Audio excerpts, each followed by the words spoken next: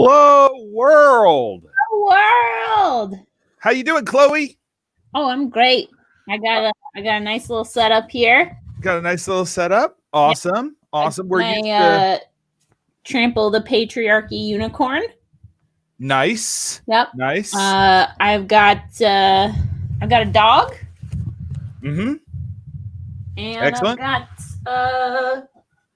got a plate of grapes. Got a plate of grapes. Fantastic. I'm staying hydrated. I have my water. Oh, good. Yep. I've taken 2 1-to-1 THC CBD gummies. And I'm ready to do this show. I've been thinking about doing this all day, and I'm just excited to do it. What do you got in your butts mug? What's in the butts mug? It's a Downy cider. It's a winter blend. What a wonderful thing to have in your butts mug. Hello, everyone, and welcome to a very special edition of Hello World. This is our election distraction show. There's a lot of crazy shit going on right now. Yep. And we are here to help distract from that. Yeah. We've got a wonderful show that's just packed chock full of very, very funny people that are going to be joining us. Talented folks. Yeah, very talented. Yeah. And Chloe and I are just going to kind of be helping you out. Chloe, do you have any positive words of encouragement right now? Positive words of encouragement. We voted. Mm-hmm. We voted. And now we just gotta wait, so we might as well have a good time. There's nothing else we can do. There's nothing else we can do. We voted, we've done our part, and now we just have to wait and see. Yeah. Speaking of people that are out and about, though, we've got I'm very excited. We have a car full of people that a whole carload of people that are in each other's bubble. And one of our friends was working the polls in East Boston. And then our friends Ben and Ashley went and picked her up. So let's check in with Ben, Ashley, and Aaron. Hello, friends. What? Hello. Guess which one of us was working the poll? Which one of us? This is so hard. My guess is it would be the person that is responsibly dressed. Yes. Yeah. Hell yeah. Either that or what? Your friends are anti-vaxxers? Don't worry about it. We're good. Don't worry about it. Aaron, you do look like you were either working the polls or on a beekeeping spree. I was on both. Doing both at the same time. The poll was actually at a hive.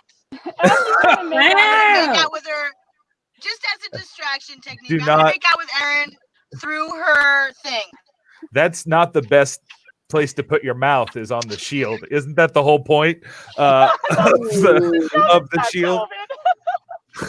We just watched Ashley infect herself in real time. Now I'm distracted, but I'm more anxious than when I started. Oh no! Yeah, this show just things are pretty quiet out here. Good. Where are you guys right now? We're on the streets of Somerville. We're driving back from East Boston, and we are pulled over so that we don't get into an accident. We're responsible. Yeah. Stop licking the mask. Just spray it with some sanitizer and then you can lick it. I mean, you just have to take precautions. I already Yeah, I already did okay. that. Okay, great. And lick away. So Aaron, you were in East Boston. How were the polls? How were the polls there? How was everything there? Guys, polls were great. A lot of pressure on me right now to really report back some positive news. I will say my precinct it may come to as a shock, but Biden and Harris did win. We did take the East Boston precinct. East Boston precinct. Ward, Okay. Ward 1, precinct 5. No, One 4. down. Fantastic. Well, So, that's good. we'll check back in with you all just to kind of see how things are going in the outside world. Stay safe, please, and don't lick any more At masks. least don't lick any strangers' masks. Don't lick strangers' masks. Yeah. That's the most we can ask, I think, at this point. Chloe, you're 100% true. right. I usually am. All right, y'all. We'll check back with you in a little while. Bye. Okay. It's good Okay. to have people on the outside. Yeah, You know. I'm very much inside. I'm ready. As soon as this show is over, I'm Yeah. already in my pajamas. This is it. I'm in my want- pajamas from the waist down. Like I'm wearing my pajama pants and a nice top. Perfect. Which is now, Zoom chic. I suppose, Trade. I guess. Right. So today is of course election day, but we're not Yes. focusing on that. We want to focus on the other things that are today, and one of those things is in fact National Sandwich Day. National Sandwich Day. National Sandwich Day, which is a very exciting day. It And truly is. yeah. What's I your just favorite wanna- kind of sandwich? Ooh, what's my favorite kind of sandwich? I'm a big Reuben fan. Like Ooh, I love a like Reuben. Reubens. Yeah. I want to show you this chart that I found. Oh my gosh. This is the sandwich alignment chart. So this tells you kind of what where you fall as far as like are you an ingredient purist? Are you a structure purist? So yeah. I don't know really. Do you consider a hot dog a sandwich? Oh boy. I think hot dogs are hot dogs and sandwiches are sandwiches. We're already dealing with so many difficult things today, man. I didn't think Right. So I But- just wanted to go through and show some sandwiches here. Yeah. So we're just going to show some of these sandwiches. Let me get, there's the standard bologna and cheese sandwich. Oh boy. Not I mean, classic. doesn't- Doesn't do anything for you? Nope. No? I'm gonna rank How these sandwiches. I'll give that a 2. This about one, Popeye's spicy chicken sandwich. yeah, solid 5 or 6. That's a solid looking sandwich. Yeah. This is just a regular kind of Philly cheesesteak sandwich. It was set, Yeah. 8. Let's give that an 8. Oh, that's back to a 1. This is an open face sandwich. This is actually like a 9 for me. This is one of my favorite kinds of sandwiches. What is on there? That looks to me like turkey and stuffing and gravy, all kinds of good stuff, and it's on bread, so that makes it a sandwich. Okay. Then there's open this face stuff. sandwich. This is salad or sandwich spread, which is kind of like a ham salad, This is like a spam sandwich. kind of, but it's got more mayonnaise for Loaf the Wonder Bread if she's watching. I'm gonna say 2. Yeah. This is a ramen noodle hoagie. Who was in their home I mean, and if thought to themselves, why don't I take these hard noodles and put filling Yeah. between them? Exactly. And Dr. Love Truffle, we're right there with you, which is why we're ranking sandwiches right now. Sandwich ranking is about all we should be expected to handle at this point in the day. Then there's this bad boy. This is a funnel cake burger. Okay, this is getting pretty chaotic with the. It's a sandwich, technically. It's bread with It's ingredients. true. And then this is a Boston thing that I didn't realize is What? a baked bean sandwich. Didn't It's realize just that was a beans Boston on there. It's beans and bread. You know, that's not something that you can pack a lunch in Right. a lunch. Right. And then of course everybody's favorite Mm. ice cream sandwiches. Oh, yes. This is a 12 for me. Yeah. So, just some sandwiches to think about on your day. Yeah. On National Sandwich Day. We want to hear from everyone what your favorite sandwiches are. Oh, absolutely. If you've got favorite sandwiches, pop those in the chat. We want to Throw them in see the chat. we want to see what they are. We do have so many guests joining us this evening. Some of our first guests are starting to populate the green room. Hello, everyone. Backstage. The first person we're going to bring out, though, is one of the. She's the host of the great Baking Bash that happens every third Saturday here on 2MB Studios. Just a wonderful friend of the channel and just a beautiful person in general. Gwen Coburn. Hi, Gwen. Oh, hello. Oh yes. How are things where you are right now?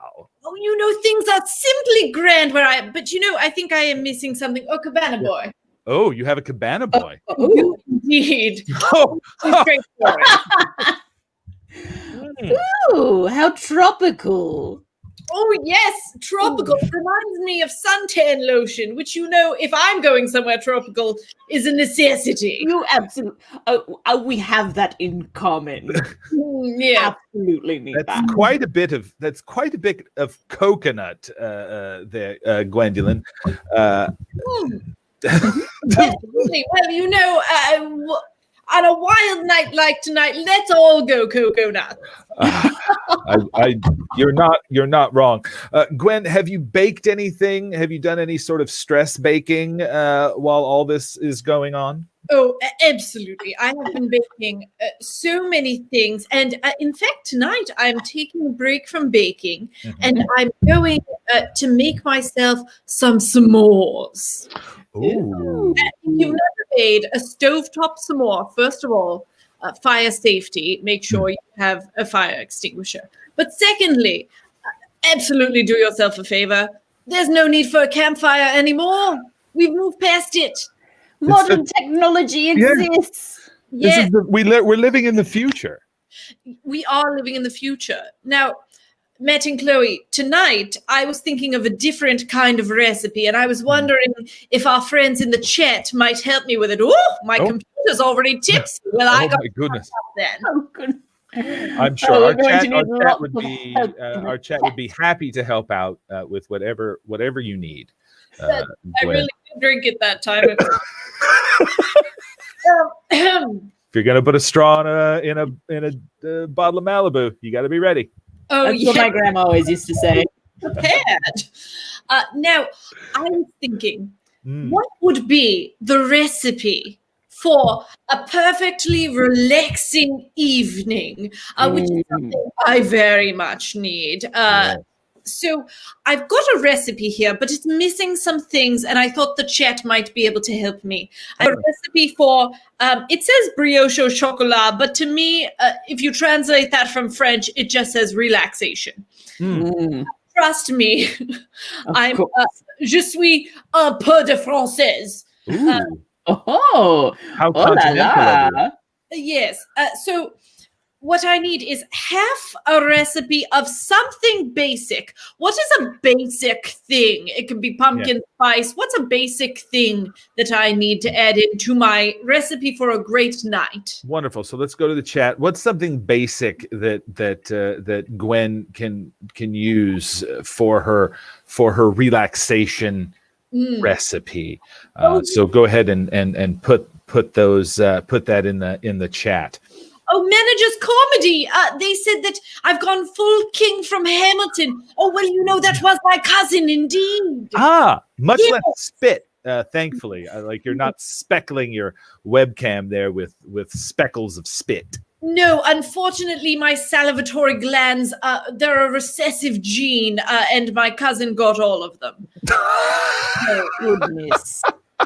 Yes, it's truly very sad. Hence the Malibu. Actually, it's a good substitute for saliva. There we go. So we have lady fingers. Lady fingers. Jan Stories is saying lady fingers. Jan Stories, I love that you're willing to read to filth lady fingers. You're like, you know what are basic as shit? Lady fingers. Lady fingers. Very true. So I'm going to use half a recipe of basic lady fingers. Beautiful. I need 4 ounces of something else that will make my night beautiful. And it can be food. It can be an activity. It can be a person. Oh, I already have Danielle. Oh, Yeah. Daniel Anderson says The Gap. the Gap. So I need 4 ounces of the Gap. Chloe, what do you think 4 ounces of the Gap looks like? It seems like it would just be an empty shot glass. Yeah, absolutely. Yeah. The gap within the short glass is about 4 ounces. Yes. And if you do it while wearing a jean jacket, then you have all your bases covered. Right. Twice And- as effective if you have the jean jacket. Absolutely. Absolutely. I do need 2 tablespoons of something else that would make for a fun night. Ooh, 2 tablespoons of something that would make for a fun night. Something like a hula hoop, perhaps. Ooh, perhaps a ukulele. Oh my goodness. Well, those are garnishes. Everyone knows Oh, that. everyone knows. You don't everyone cook knows with those, you put them on top. Ah, Yes. How silly of me. How silly.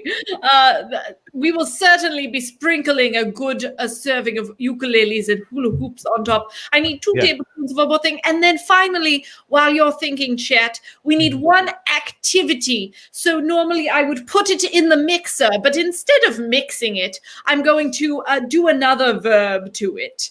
Oh, goodness. I need, oils. oils. And you know what, Jen? I'm going to take that to mean essential oils because everyone should bust out their lavender oil tonight. It's relaxing, calming, and it's fun. It's a little bit of fun. A little fun and a little soothing. A little soothing. Oh, beautiful. We're almost finished with my recipe for the perfect evening. And so far it consists of lady fingers, but only after I've admitted that they are basic as fuck. Red to filth. Red to filth, Jan. Red to filth. I loved it. A shot glass representing the Gap. The Gap. So Yes. it's cheap and it probably breaks very easily. Oh, again, we are reading people to filth tonight. Yes. The Gap did not see this coming. No one is safe. And then some essential oils. Then some essential oils, and finally we'll put it all together with one final activity. And if it's not coming from the chat, of course, I will throw it over to my dear friend and wonderful trainer. So if anyone knows activity, it would be my It friend. would be the wonderful Chloe. Yes. course. Chloe, what verb am I doing? If I'm not mixing, what am I doing? Oh, sloshing. Oh, I love a how good right you are, slosh. Chloe. How right you are. You can't have a relaxing evening without a good slosh. Without a good slosh, Matt is already sloshing. I assume that's a sparkling liquid. It is. I'm hydrating fully. I'm hydrating fully. Yes. Well, thank you. You've all given me a wonderful recipe for a perfect evening. I'm going to go off and figure out where the hell I'm going to get lady fingers. I have a shot glass, of course, and I have essential oils because someone is a basic bitch. But I've got to Reading yourself to filth. I love it. It's the night for it. So I've got to go find myself some lady fingers to slosh. Well, Gwen, thank you so much for joining us. And your next show on 2MB Studios is coming up the third Sunday of November. You made it, Matt. I was worried you made it there. I It's did. the 15th. The 15th. Of November. Join us there. It's going to be very fun. Our theme is gathering separately. And if you would like to submit, please do. It's greatbakingbash@gmail.com. I think, goodness, if it's not, we'll find you. Yeah, that might be the Malibu talking there, Gwen. Well, thank you very much for stopping by. You're wonderful. Gwen, thank you for being here today. Oh my goodness, a long lost cousin. How are your glory glands? Bye. Cheers.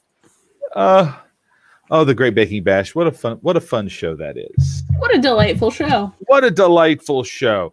It looks like our people on the street are now no longer on the street. They seem to be, or maybe they are on the street. It looks as if they might be driving. We're still on the street. Just got a roomier car. Aaron is here. Yep.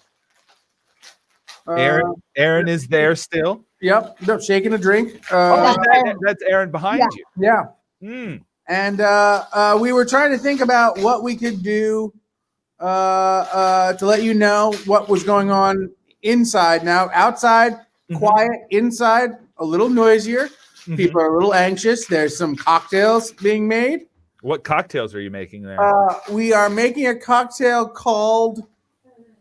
My mixologist is looking at a dash of sophistication. It's not a lot of sophistication. It's a fucking dash. It's got Jannar and it's got a Verna Amaro, and it's delicious. Oh, Just the right amount of sophistication.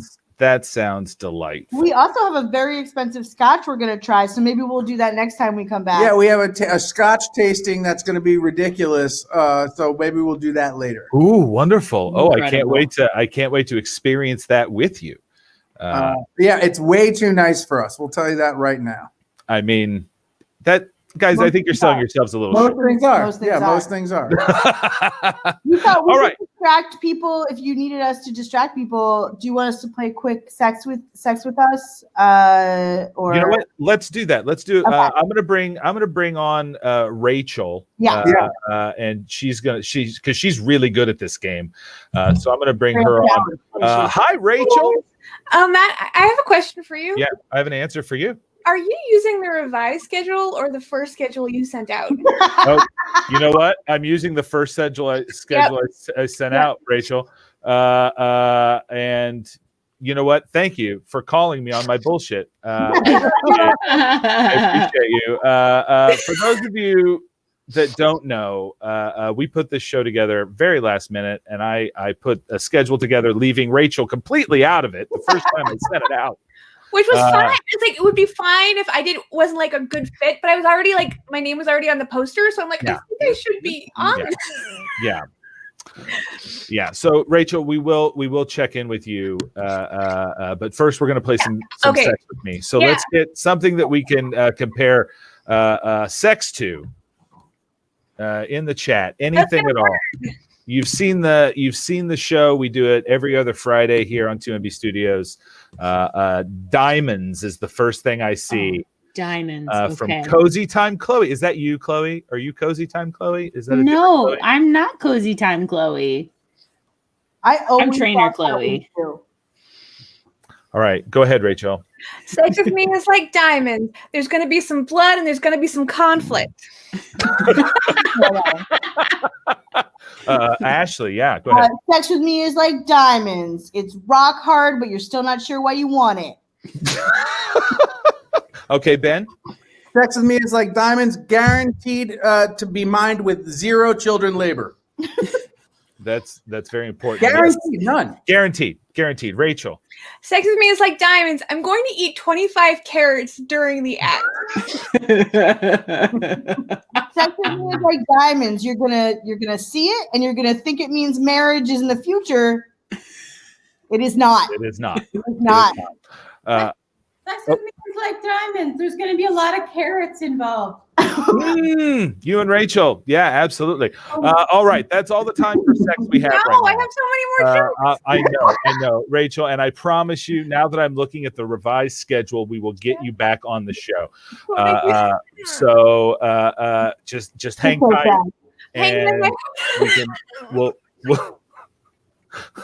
I'm gonna hear about this a lot over the course of the next few days. So thank you very much, Rachel, and our street team that is now comfortably inside. And we're going back out. You don't know where we'll be. I don't know where you'll be next. Nope. All right, we'll check back in with all of you in just a little bit. Sounds good. Make good choices. Very important. We have another Sex with Me joke for Managers Comedy. Sex with me is like diamonds. I'm uncut. Nice. Oh, wink. And Booth Wellington popping up those 69 emojis. Love it. Nice. Booth Wellington, Nice. the actual host of that show. He wears a tux. It's very classy. Now we are going to be bringing on our next a group of guests. We have quite a gaggle of guests that are coming in next. I'm very excited to have this group coming on the show. We worked with them in the with the AIDS Walk with Fenway Health and AIDS Action Committee. They do so much work in the Boston area, so much good work just all over the place. I'm very excited to have them on the show. Let's welcome the Sisters of Perpetual Indulgence. We have Sister Lyda Christ. We have Novice Sister Queerdo. Hello.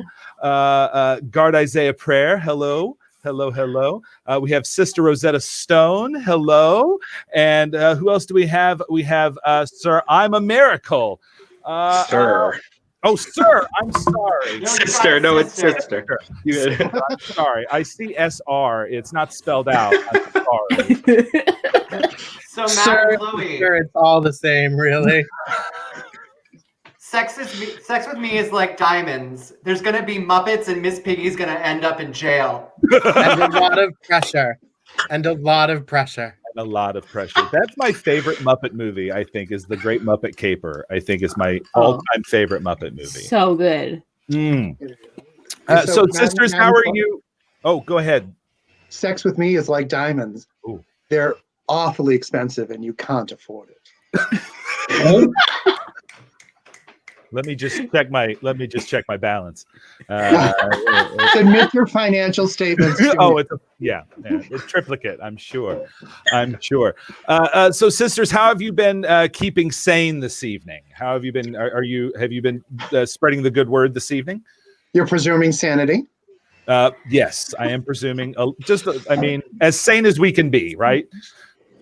So we just came off of an event like this where we were giving people an opportunity if they wanted to vent and talk and just ignore and do a healthy escapism. It's very important right now. Very important right now. What was some of the did you have a lot of people like calling in and really needing to vent? Well, since we can't all be in person right now, there definitely was a ton of people that are just checking in. I think that, I just got done. I caught the corner of the TV, and their segment is, what if? They cannot tell us facts, so they're just going, what if? And so I'm really glad that you're here, Matt and Chloe, providing this platform for people to have an enjoyable returns night. I can't, I remember 2016 sitting in front of my television and going slowly insane and being like, I can't do that again. I still haven't quite healed in the 4 years it's been. Go figure, that wound hasn't quite closed up yet. Yeah. I'm still traumatized by the 2000 election, so I'm 20 years behind the times. Yeah, absolutely. So tell me, what are some of the things that the sisters have been doing? I know you all are really into community service and really just getting yourselves out there. And now that's not a safe thing to do, but you're all doing it. You're all being very safe about it. But what are some of the projects that you're doing right now? So what we have done is we really had to move to cyber. The sisters were very much in the social sphere, and there is no social sphere. So we were doing cyber events, and Lyda kind of took the lead on that. So we have Reading with a Sister on Wednesday nights, where we read books for children, or sometimes we read books for adults and children, as Lyda would say. On Friday night, we have an interview show that we do, and we brought in some interesting folks. We've got some upcoming. We've got a master chocolatier coming on. We've got Sam Brinton, who used to be a Boston sister, moved to Washington, and is now doing amazing work with the Trevor Project. We have worked with sisters around the country as well to kind of get a temperature check with them to see where they are. So we'll be launching a series of educational workshops for sisters based on what they need in order to minister to their communities. Now the sisters, the sisters are a nationwide, or are they is this a global? We are global. We are an international organization of queer clown nuns that expiate stigmatic guilt and promulgate universal joy, which means that each and every one of you were born perfect exactly the way you are, and anything you learned along the way to tell you otherwise, throw that shit away. Throw it out. We do not do shame. No shame, no guilt. We ask you to live your life in the way that is going to make you as happy and as satisfied as possible, provided you're not harming yourself or another along the way. And that can sometimes be a little tougher. Yeah, that can sometimes be a little tougher. We also have a couple things coming up too. I mean, well, we had this. That was on our future calendar, but it's a now. Yay! It's the present calendar. Yay! But we also have our annual Sister Santa program. And someone correct me. This is our 10th year doing this. Yes? No?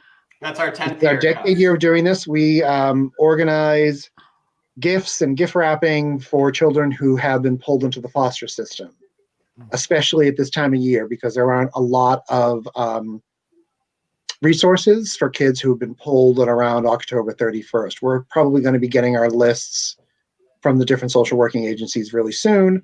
And we provide a need, we provide a want, and we throw in a couple of extra lovely little bits.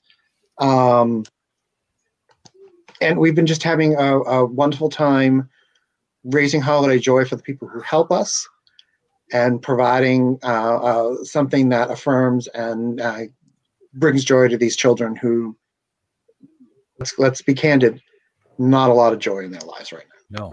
No. I mean, there's not a lot of joy in like adult lives. So I can imagine, like, it has to go down, and just be even worse for when you're a child, because you have even less control over things. That's just such an amazing thing that you all do, and we host. So whenever we're not broadcasting, we actually host the Sisters Twitch. So you all have a Twitch channel. It's the Boston Sisters. Yes, is that that's the Boston Sister twitch.tv/the Boston Sisters. I believe that is correct. I will confirm that in a moment. And in fact, after you guys are done with this broadcast this evening, we are doing a 24 or 48 hour, I like to call it, we've opened our vault, just like Walt Disney used to do, and we have got 10 years worth of content that we are playing back to back until we know who the president is. So, nonstop. So go over to the Boston Sisters on Twitch. You will be directed there from our Twitch page. We host. We're doing this host thing with the Boston Sisters. So as soon as this goes off the air and they start up, you'll be able to watch it right here, or go to their Twitch page and go there to support that. That sounds just amazing. I know that's probably what I'll be. Yeah. Oh, we could do that. I've never done a raid before. Have you done that? Have you done? I'm new to Twitch, and I'm assuming you all are too. We are, but it's for anybody else. You may know this, viewers. It'll be under your it's either like broadcast settings or your toolbar, your home base. But yeah, it's called raid a channel. Super easy. But if you can't do it, don't worry about it. Fantastic. Chloe, I see the button. Where do I know you from, Chloe? Or where? I feel like I've seen you out and about. At Improv Boston, maybe? Yes. Yeah. I did a lot of performing there. I was on a couple different teams. So if you saw Face Off or Herald Night or any Comedy Lab, I'm around. I was around quite a bit. So one of our close friends is who moved to Chicago, Todd Page. Do you remember him from Improv Boston? I don't remember Todd Page, but apparently Matt does. More than anything else, though. Yeah, Todd Page was one of the very first improvisers I met when I moved to Boston, where I was working at a coffee shop that he frequented, and I remember seeing him on stage and being like, "Hey, that looks like a really cool theater. That's a great theater that you are performing at, I want to get involved. And he was super welcoming and like, hey, welcome to town. He introduced me to people. It was fantastic. He's just a wonderful, wonderful human being. Oh, apparently the other Chloe knows Todd Page and has called him a beautiful human. Yes. Beautiful human. Yes, we do believe he's a beautiful human. We have many of us have done a hands-on ministry with Todd before. Ooh. Oh. Took him a second, didn't it? We do a blessing where we ask people to lay hands on each other, but if they haven't had the opportunity to lay hands on somebody, then come and see a sister right after the blessing. We will help get laid hands on them. Excellent. Sister Rosetta, could we start with you? And with the 5 minutes that we have left, I just want to hear how every sister is handling this time, kind of like we did on our last segment. What we're doing to stay sane. Oh, what we're doing? Well, obviously working at home full time, but I am a pottery artist on the side. I work out of Feet of Clay Pottery in Brookline. I print on clay is one of my specialties. I have a lot of fun doing it. I've been enjoying it for 12 years as a clay artist. Wow. Guard Isaiah, how about yourself? My coping mechanism has been Legos. Ooh. Oh, cool. And I love that there's so many shows for that right now. There are, yeah. Sister Ima, what are you doing with your time to stay sane? I'm a huge nerd, in addition to a nun. So I game with friends, right? There's plenty of time in the day, really. Yeah. I game with friends, either through the PS4 or Discord, and do some tabletop gaming and that sort of stuff now online and socially distanced. Oh, awesome. Novice Sister Queerdo, what are you doing?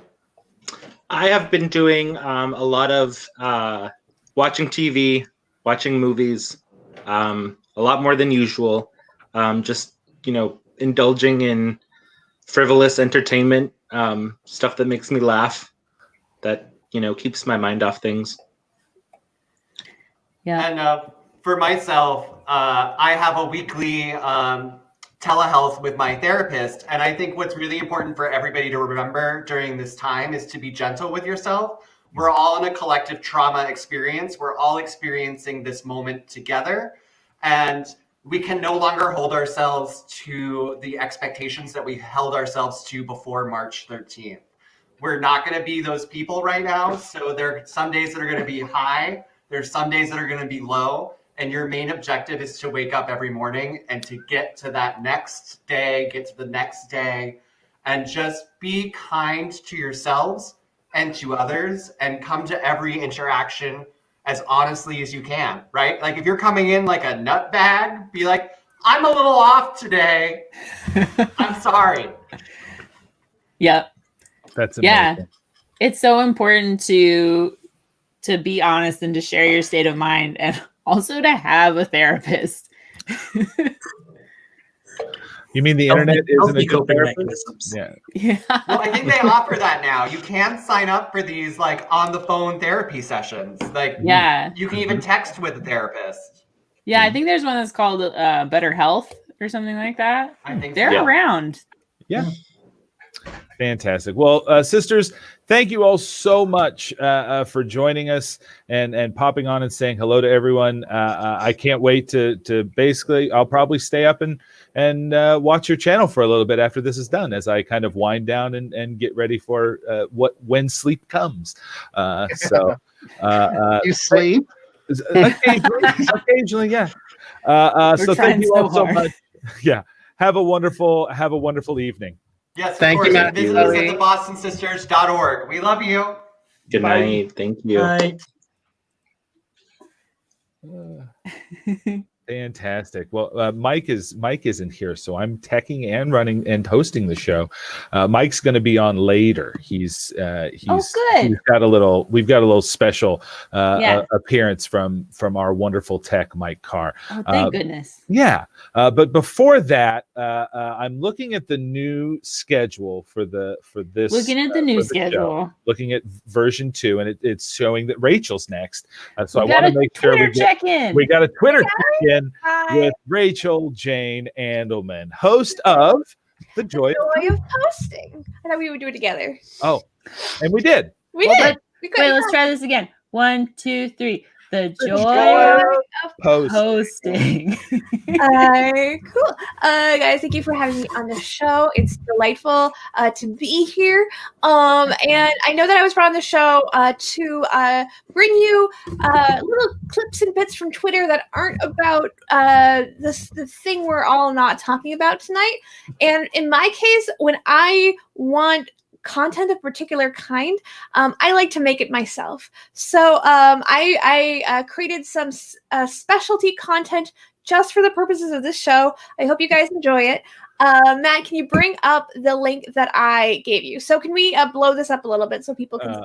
Yeah, I think. There we go.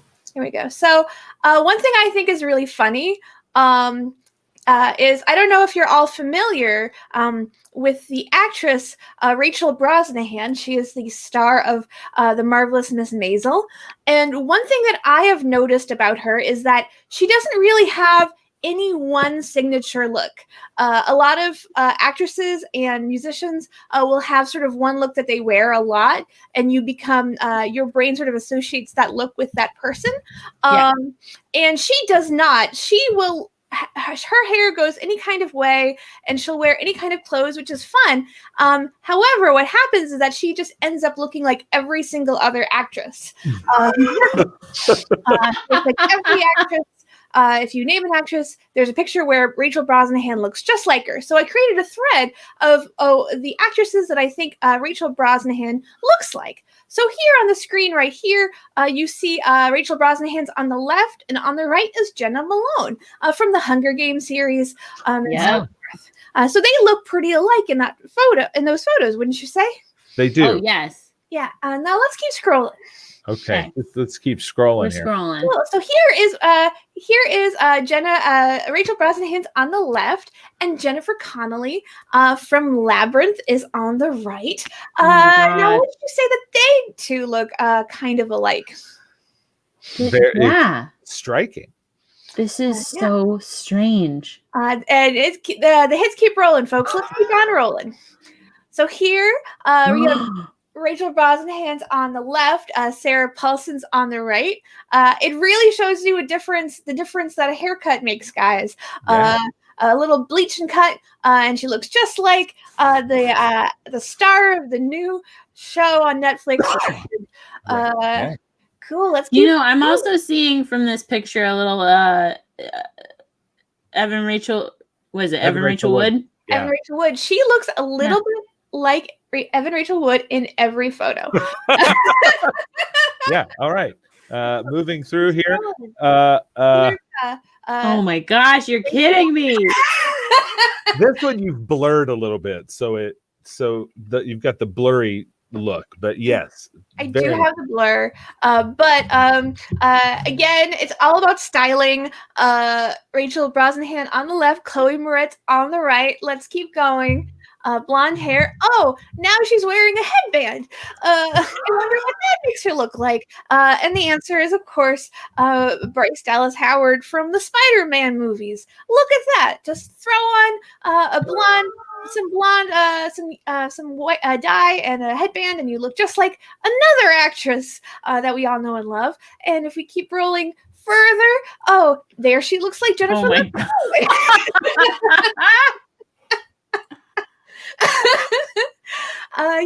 and keep scrolling some more.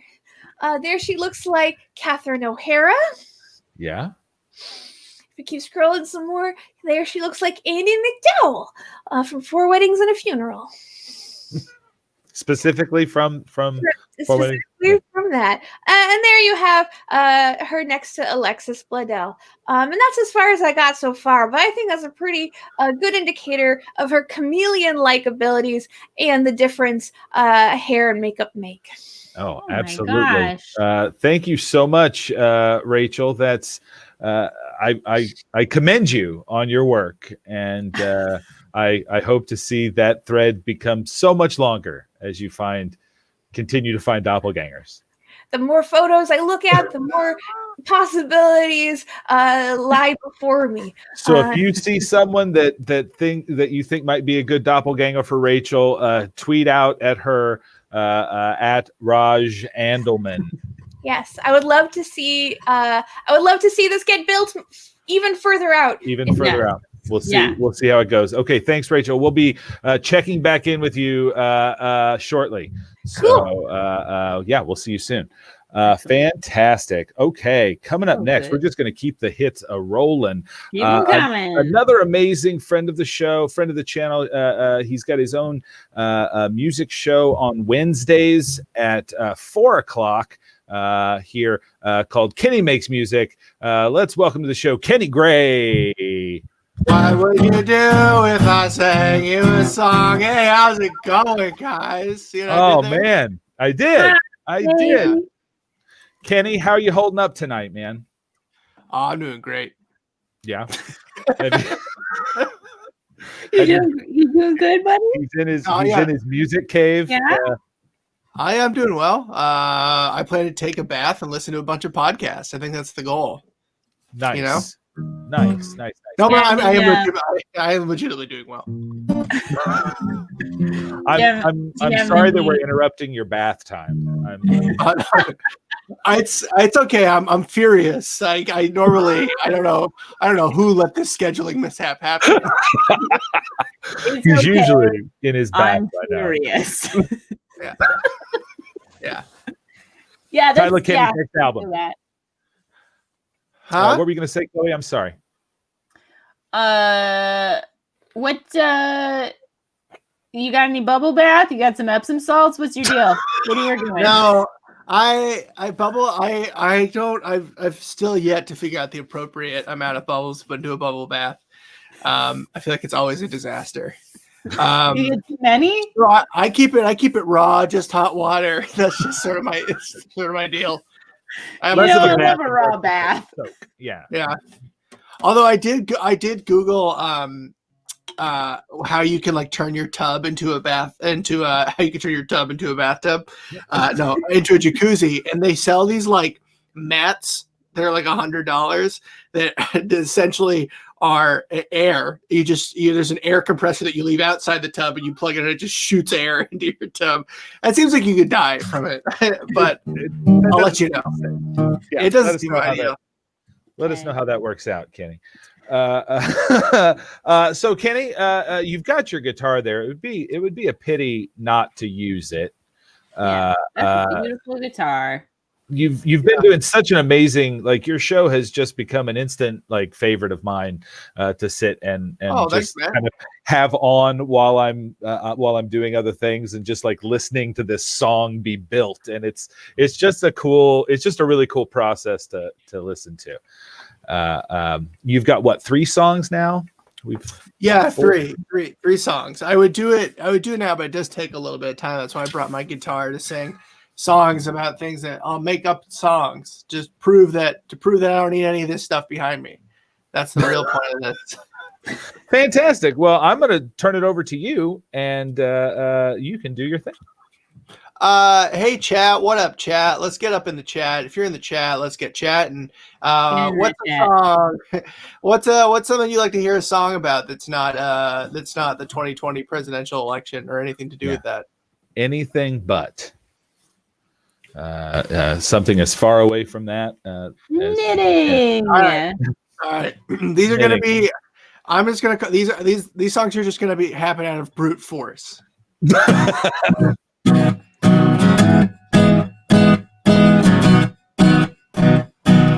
Well, I don't know much about knitting really at all. I kind of hit a wall. And I think about knitting. This is good. Yeah, it's going well. I think it's just 2 needles and a bunch of string, and you move it around your finger and you make a little thing that's called knitting. Oh, that's what I call knitting.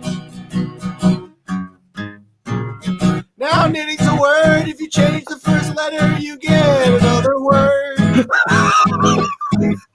Take the K in the end and then the S and an H, and now we're in my house, baby. I know how it works. I can do that all day long. I don't need 2 needles and I don't need a song. Oh, this is knitting. That was the warm-up song. Yeah, no, that was great. Did you catch that if you change the first 2 letters in knitting, S and H, you get something different? Wow. I never thought about that. You got to think about it, especially when you're at Michael's. Wordplay is fun. Especially when you're at Michael's. Yeah, they want you to. They don't. Yeah.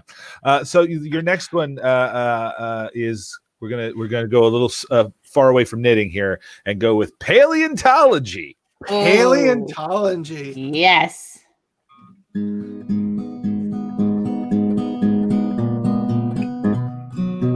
Oh, it's been a while since I played guitar like this.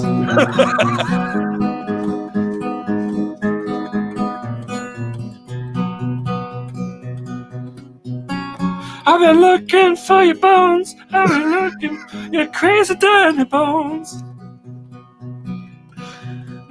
I've been dusting off those bones, dusting off those crazy dino bones. Ooh, those dinos still living in the edge of the world, and I'm gonna find their bones, and I'm gonna find my girl. Oh, it's in your dino song.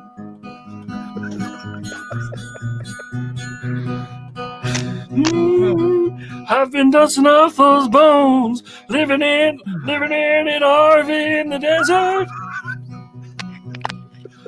When an old man approached me and my little friend, he said, how would you like a little bit of a job? We went with that man and he took us to a park. It's called Jurassic Park, and that's the end of the song. These are all good. Yeah, it was very Mark Knopfler. That was very yeah.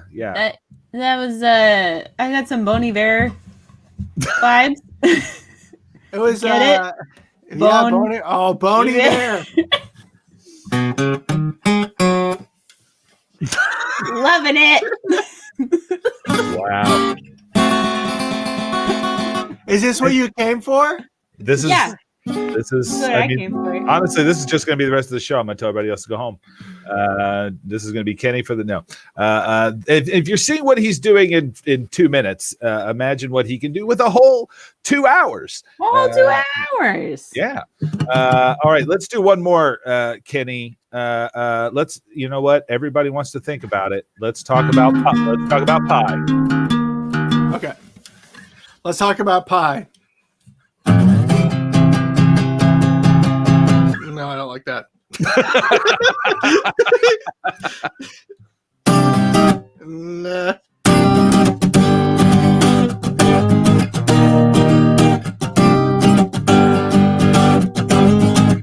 Well, we're gonna talk about the world's best dessert. We're gonna talk about pie. We're not talking about cake or the cream that's been hit by ice. We're gonna talk about pie, my favorite kind of dessert now. 'Cause we're talking about pie. Say it ain't pie, love is the pie maker. Just give it. Say it ain't pie, your love is a heart baker. See what I did there? I don't know the song is. This is the song about pie. This is the song about pie. This is the song about pie. It starts out low and it goes real high. This is the song about pie. Oh, this is the song about pie. thumbs up and it goes real high. Not about that number pie, it's about the big dessert. Exert yourself if you want to make a difference in the world. Oh wow, that song had a message. I'm inspired. I'm so inspired. Don't do it, Kenny. You need that guitar for later. You got it. When the step kills that hard, Matt, you got to do it. Kenny Gray, thank you so much for coming by and sharing your music with us. Of course. Thank you for having me. I hope I came in and I rocked hard and I left all I could out there.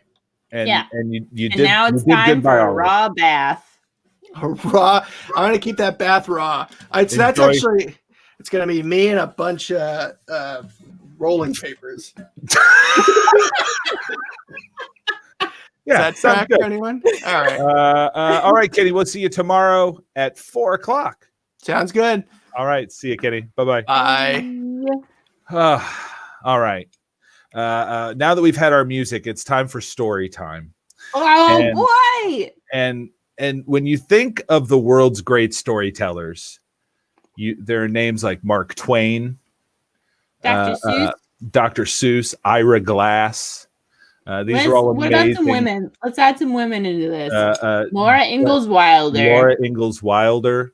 Jane Austen. Yeah. And then we're adding a new name to that list, and that is John Serpico. So let's welcome to the show John Serpico. Hello, John. Hello, Chloe. Hello, Matt. I'm very excited. I'm very excited to hear this epic tale that you have prepared for us this evening. And I'm just going to give you the floor. Thanks so much. So, at this time of year, my thoughts often drift to family, and I want to recount a story that my grandpa told me.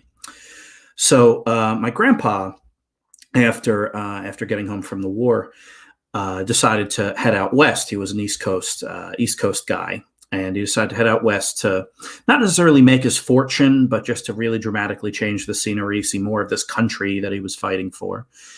And he decided to head out to Montana. And, Montana, the 40s was, still very much, a mining state, and they got most of their wealth from the earth. And so he posted up in a small mining town, and he walked into a saloon called Gray's Saloon, and the owner of the saloon, was an older gentleman named Gray, welcomed my grandfather in kind of with open arms, gave this kind of city slicker a chance, and said, if you're looking for a job, I got a job for you. I'd like you to tend bar for us. And my grandpa, also named John, like me, said that he would. And so kind of a friendship was struck. These guys were as different could be, but, they found a kinship in working at the bar together all the time. And, kind of the rhythm of the bar and the rhythm of this town started to become second nature to my grandpa. Because it was a mining town, usually on Thursday nights, some of the first miners would get back in from the hills. And so the bar would get a little busy on a Thursday. And then by Friday, really everyone came back into town with paychecks that they were willing to spend at the bar. So, this bar, as I think was the case in the 40s with some bars, would like cash checks. You could sign your check over to the bar. And so, Thursday was like a low key night, but then Friday and Saturday was just bedlam. Miners that spent the whole week up in the hills came into town with their checks. They signed them over to Gray's bar, and it was just drinking and gambling and debauchery and all of that. And my grandpa, though a city slicker, was a fairly quiet guy and didn't much get involved. But I think that the people of the town liked him. The miners liked him. He did his work well. He was diligent, and it was one of those things where because Gray liked him, everyone else liked him. And so, kind of weeks turned into months, and my grandpa was having a good time of it. And one day Gray, early in the week said to him, hey, I need to head down to Lubbock, Texas. My mother is not doing well. She's recovering from something, and I want to go down there and take care of her for a few weeks. John, I want you to watch the bar. And this was obviously a very big deal for my grandpa, because this is someone that really took a chance on him, someone that's been, responsible for his livelihood and all of that. So, my grandpa said, absolutely, what do you need me to do? And Gray said, well, it's much as what you're doing now. There's going to be people on Thursday. It's going to be a rush on Friday, rush on Saturday. Throw people out if they need to be thrown out. But in the meantime, cash their checks, water my ficus plant, and just keep the place tidy for me. I'll be back in a few weeks. And so my grandpa said, yeah, that's fine. And then Gray kind of impressed two things upon him. One, the importance of this ficus plant. Gray was a fairly solitary guy. And so him taking care of this plant at the bar, this ficus plant, was very important to him. And he gave him very detailed instructions on how to water the ficus plant. And then the other thing that Gray said was, and he said this very precisely, and my grandfather recited this very precisely to me. He said, John, if you hear tell, that was the phrase he used, hear tell. If you hear tell that someone named Montana Bob is coming into town, I need you to lock up this bar, lock up the front door, lock up the back door, get on a horse at the town stable and ride the heck out of town. And my grandpa was like, okay, who is Montana Bob? Do you owe money to him? Does he owe money to you? And Gray gets really silent, and then kind of leans in conspiratorially and said, look, it doesn't matter who Montana Bob is. What matters is what he is. And he is the biggest, angriest, most violent SOB that you will ever come across in your life. He is a walking atom bomb, and you need to give him as wide a berth as possible. Do not let him in this bar. You close this place up, you get on a horse, and you ride out of town. And so Gray was apparently prone to a little bit of exaggeration, according to my grandpa. But my grandpa said, okay, fine. All right, water the ficus plant, no Montana Bob. You got it. And so, the first week went by. Gray goes down to Lubbock, Texas. And the first weekend comes and goes. Little crowd on Thursday, big crowd on Friday, big crowd on Saturday. Cycle repeats itself.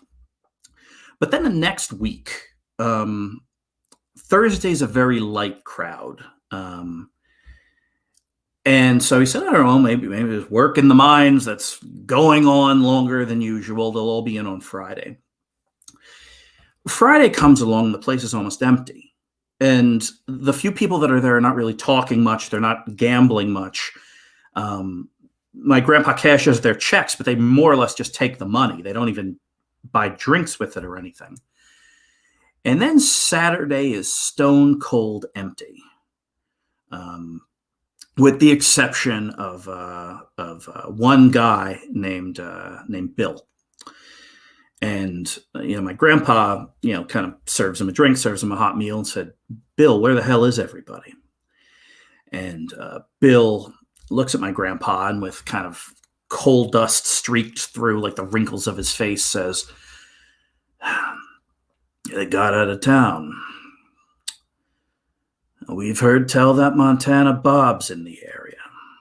I'm not going to be here to see it. And with that, Bill takes his money and gets out of the bar. And so my grandpa goes outside and looks around and realizes that not only is the bar empty, but the entire town is empty. The bank is closed. The department store on the main drag is boarded up. And so he's standing there and thinking, well, geez, maybe Gray was right.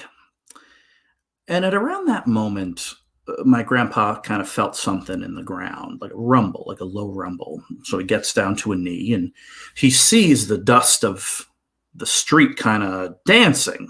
And he says, geez, there's no trains that come through here. What the hell is that? And he gets up and he looks to the east and he sees on the horizon and closing fast something that looks like a sandstorm or a dust storm. And my grandpa takes out his binoculars. He was an avid bird watcher at the time, so we had real nice binoculars.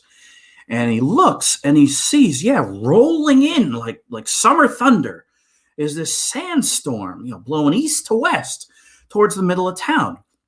And my grandpa said, well, geez, all right, I gotta sort some things out then. Gray never told me what to do about a sandstorm. And he looks for a little longer and notices, in point of fact, that there is a figure in the sandstorm, a large figure. And he takes a knee and steadies himself and keeps looking, and he sees in the middle of a sandstorm, riding in on a huge horse, the most immense man he has ever seen. To call him a man would be understating whatever this was. He looked immense. This horse was enormous. This man was enormous. And to hear my grandpa tell it, cutting through the sandstorm, you could see his eyes, bright red eyes. So my grandpa says, oh my God, I can't believe Gray was right. The man lies for a living. He's a bartender. I can't believe he's right. So he sprints in, he locks the front door, he runs through, locks the back door, and sprints towards the stable to get a horse. And he's hauling it through. At this point, the sandstorm is now whipping into the town, and he can hear this loud, guttural, almost hellish screaming. Yeah! He hears again and again. And my grandpa's running towards the stable, and he stops dead in his tracks, and he says, oh my God, the ficus plant. This is Gray's only damn friend. Gray gave me a chance. And this is one of the pivotal moments in my grandpa's life. He could literally choose safety or going back to get this ficus plant. And my grandpa nods his head, wipes the sand out of his eyes, and runs back towards that damn bar. And he unlocks the back door, and he sprints in, and he grabs the ficus plant. And at that exact moment, the front door explodes with a kick. A boot the size of a lunch tray goes through it, and the door's blasted off its hinges. And there my grandpa is standing there holding the ficus plant, shaking like a leaf. The man that walks in is so broad that he must turn sideways to slide through the door. He has to duck down under it. The floorboards are creaking under his boots. My grandpa looks at him, and he is 7.5 feet tall if he was an inch. He was wearing a snake as a belt. And he takes these big, heavy footsteps forward. There's steam kind of blasting out of his nose, kind of soaking this black beard that he has that stretches down over his clothes that look both new and ancient at the same time. And this man walks up and puts a big, heavy hand down on the bar, and something cracks under it. Some nails pop out. And he looks at my grandfather and he says, drink! And my grandpa takes down a bottle of brown liquor and hands it to him. And this behemoth of a man takes it in his hand, bites the glass neck, chews the glass, and swallows it, and downs the entire bottle of whiskey or whatever it was.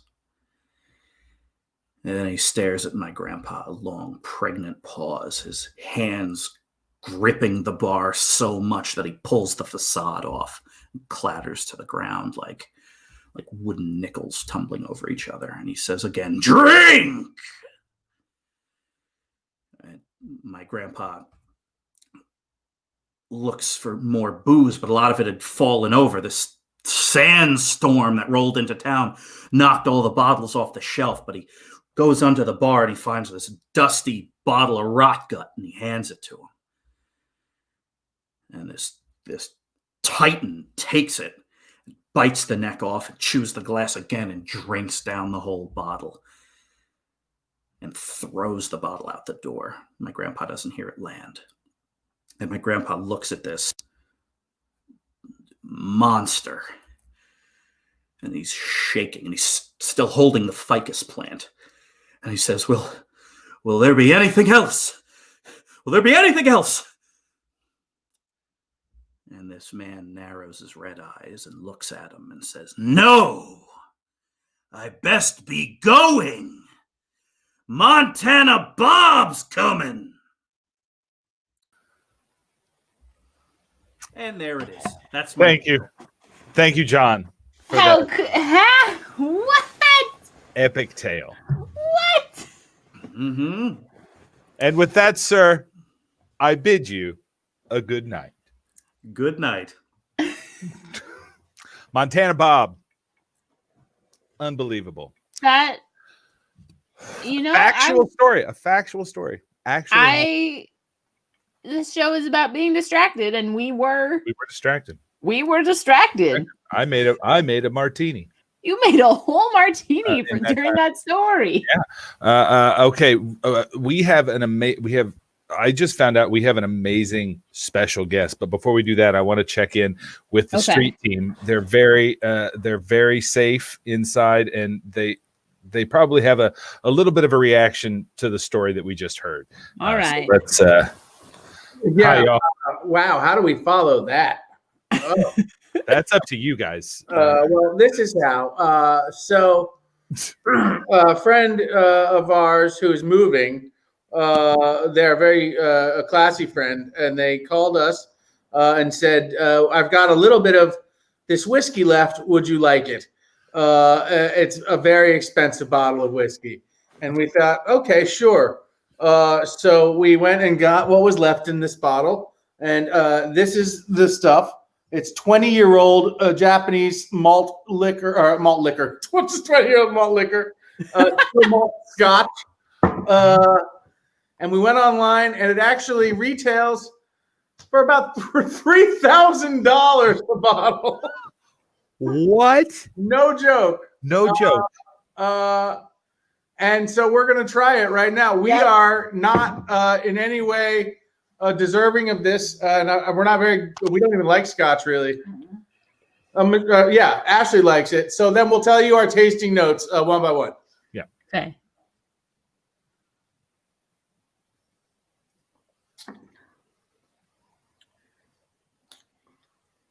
Oh, man. Okay. They all just vomit. No,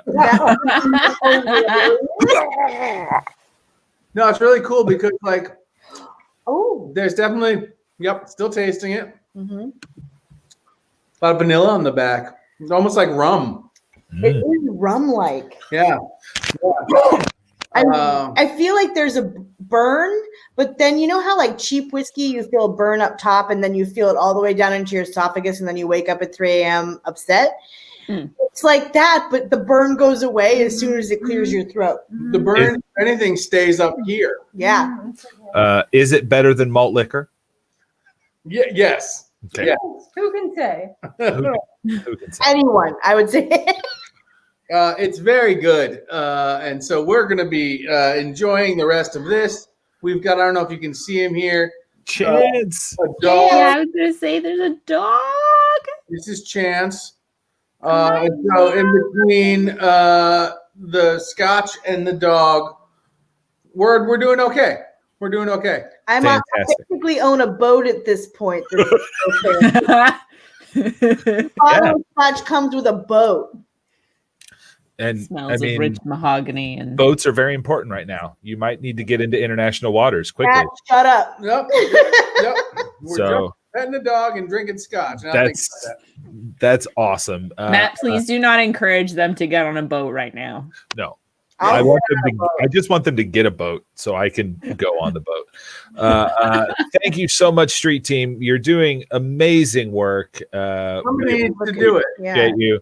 And stay tuned. If anybody's got $3,000 lying around, I recommend that bottle of scotch. All right. Comes with Ben. Get right on that.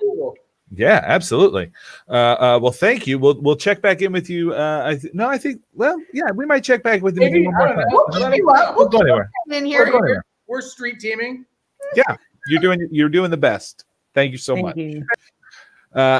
Speaking of people that could probably afford $3,000 for a bottle of whiskey. Oh yeah. So we Our- were supposed to have Tookie was supposed to come on the show. Tookie was supposed to come on, but she couldn't make it. Didn't make it. No, it's fine.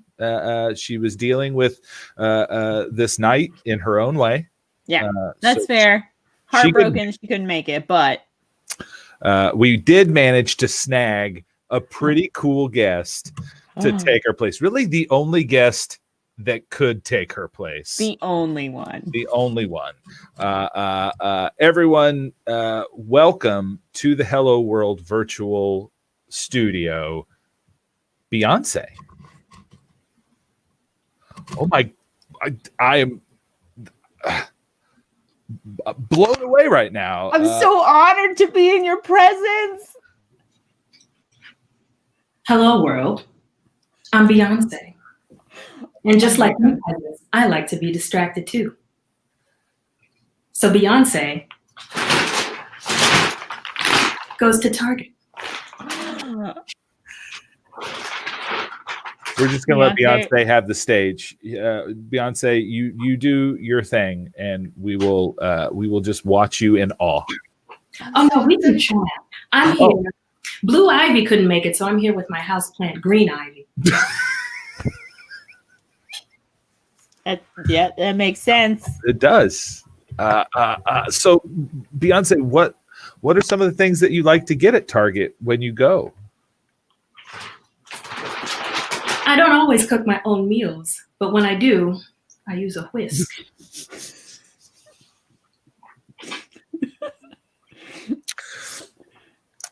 That's good for a lot of things. It is.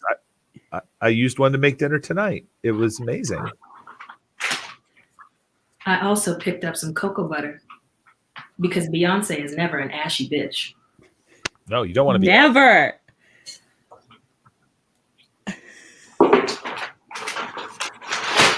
This is amazing. Seeing like this side of you is really helping me relate to you. I'm humble. I can relate to you peasants. I appreciate it. I also, yes, recommend a hat to get into formation. Oh my God. I love it so much. That is an amazing hat. Mhm.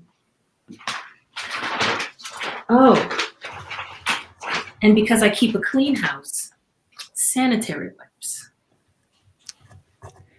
It's very important right now in these Yeah. times. Beyonce's not an ashy bitch or a filthy bitch. Yeah. Beyonce keeps things moisturized and clean. I also put Windex on everything.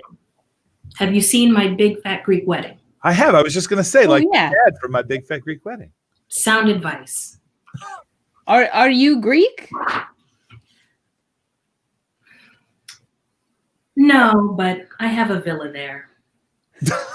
I might be vacationing with Tom Hanks and Rita at some point, though Chet's not invited. Yeah.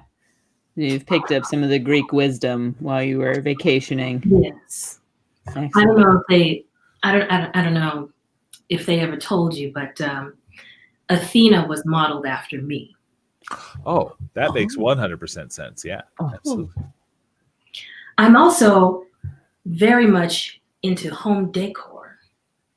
Oh, that seems a little loud for you.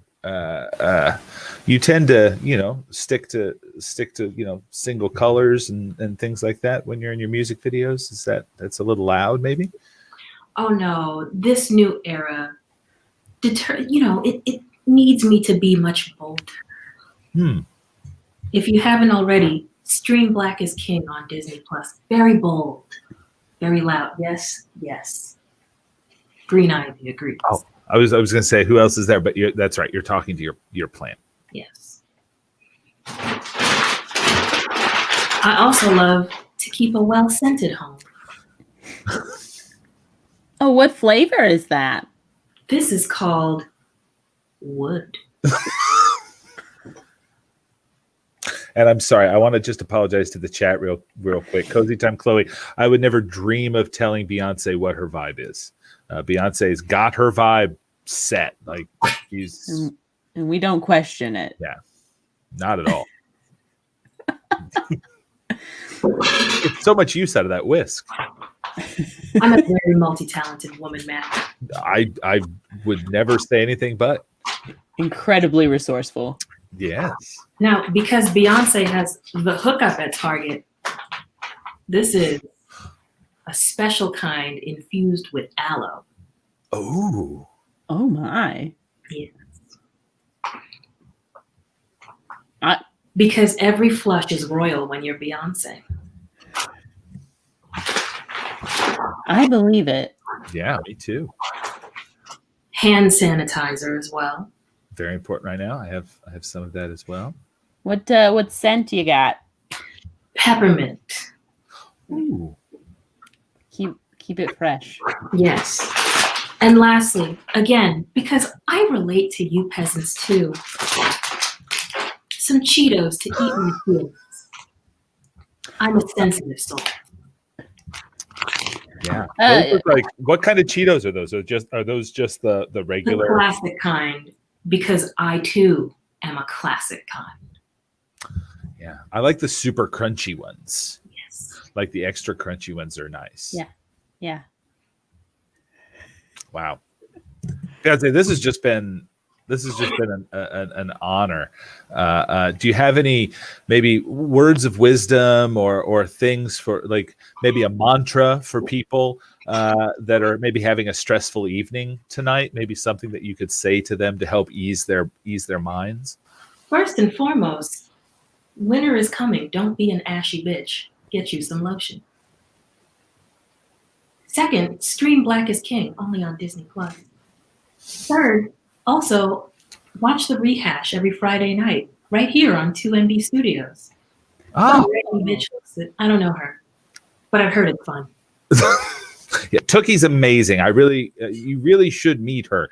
Maybe you could be, maybe, you know, if you're free some Friday evening, you could come and be a guest on the show. Yeah, I'll have my people DM her people. Yeah, that'd be fantastic. Beyonce, do you have any close? Oh, I'm sorry. Does Green Ivy have anything they would like to say? She's judging you. Oh, both of us? Both of us, or just me? Just you. You know, yeah, that's why I don't have any houseplants. Houseplants are very judgy of me, just in general. Incredibly judgmental house accessories. Yes.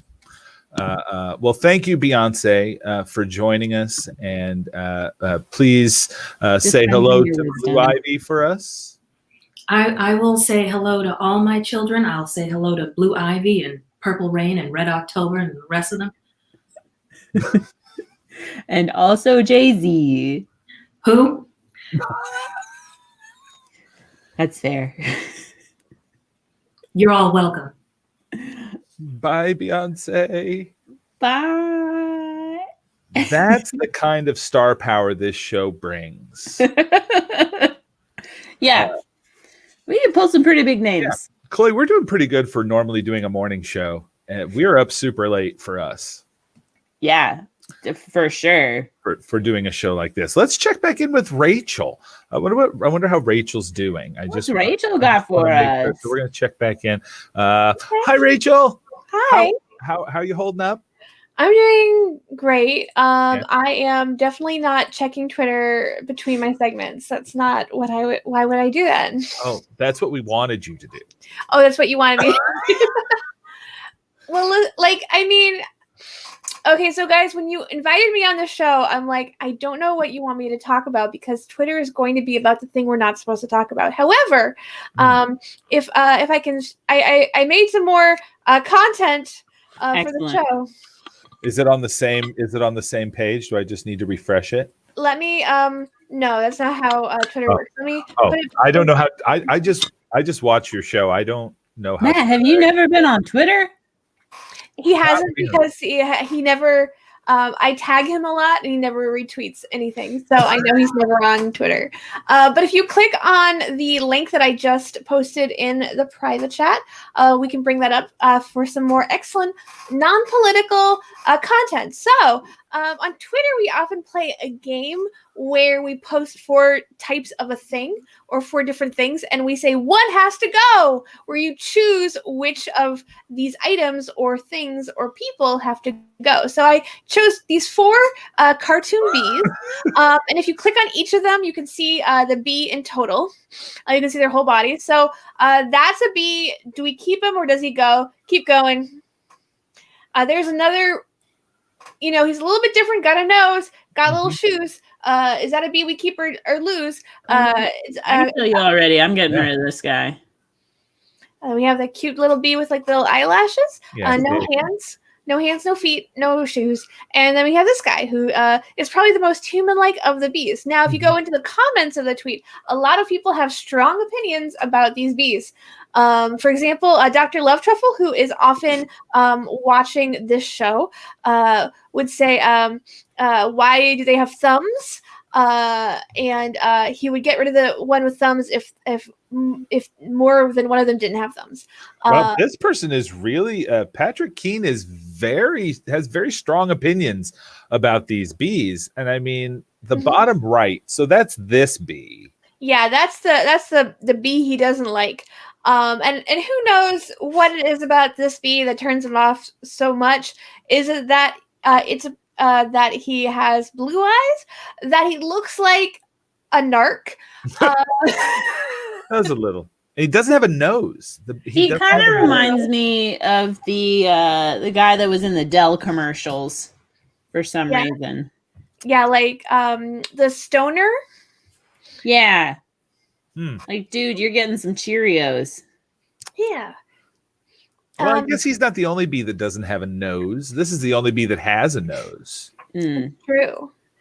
And bees in the wild don't have noses. I don't believe they do. Yeah. Well, so, also, it has to be said that Ashley hates that bee.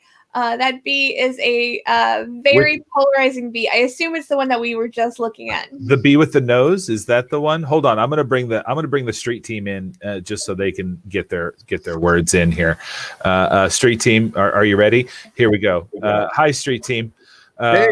What are your feelings about these bees? Yeah, we hate. I hate the top right bee. I hate him. We hate top right bee is the worst bee. Yeah, I hate that bee. I hate that bee. Agreed. That's not a bee. That's not even a bee. That bee's been anthropomorphized into being too much of a person. Or like a bear wearing a bee Halloween costume, and I don't trust it. Like, what bee has a cowlick? He's got hair now. I don't like that. The first bee and the third bee, very cute. Classic bee. Very cute. Classic these two. bee. And I'll admit the fourth bee, the bottom right, it's a basic bitch bee. Right. Basic bitch bee. That's basic boy. Basic bitch bee. It's like cereal box, bee movie, whatever. Yeah. All right. Thanks, street team. We appreciate your input. This is so expensive. It's $3,000 a bottle. So I think so it's going to have to be either this bee or this bee are going to be the one of the bees that's got to go. Yeah, if we scroll a little bit more, let's see if there are any more opinions. A kill libertarian bee. I don't know which one that is. The I'll go and Barry from B movie is last bee standing. That's not helpful. Me, I'm gone. Someone just wrote B. It's very funny.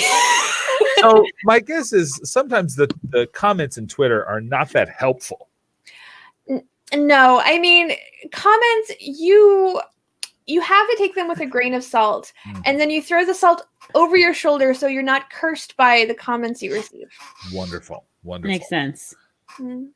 You can't, yeah. Now, see, there's someone the bottom left bee. That's one of the ones that the street team liked. Yeah, all of them. That's not helpful. Again, very few of these are helpful. Top left, which is which one was top left? I believe top left was Top not. left? No, that was one of Pretty the. bee. Yeah. No, yeah. So from the chat, top right or bottom right, which one has to go? Kid Tempest obviously hates the bottom left. B3 is so sacred, must be shredded. Yeah. Again, very strong opinions. Anyways, I'll let you guys know offline, by which I mean online, which B ends up having to go. I know there's more show. Oh, fantastic. So definitely go on to Rachel's Twitter and put in your opinions on which B has to go, because one of them has to go. One of them has to leave. Rachel, thank you so much. We'll check back in with you one more time before the end of the show. Sounds great.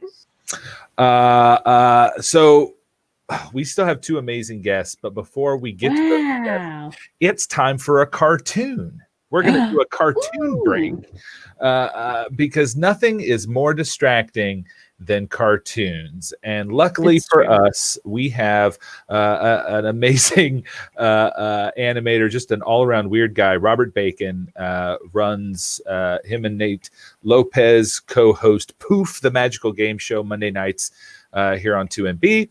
And oh man, Bacon has some cartoons and we're about to watch them. So sit back, relax, and enjoy the distraction cartoon break.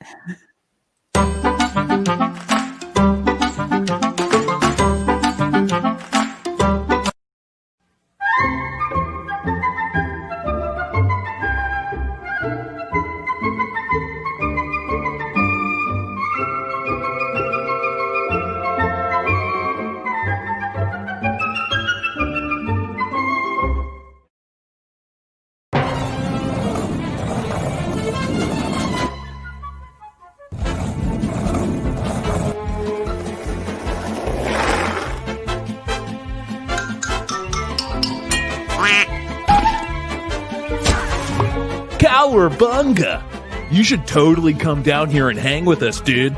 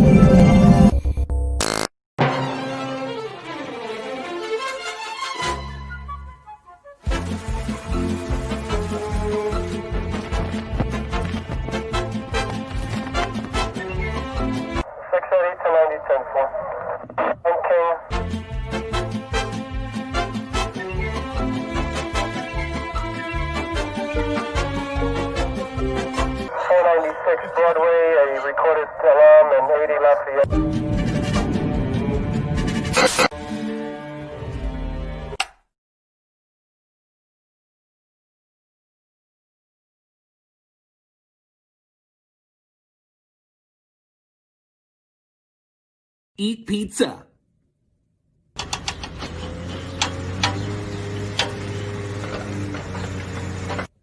It's time for you to go. You saved me. And we've got an exciting evening planned. It's at Beach Point Club.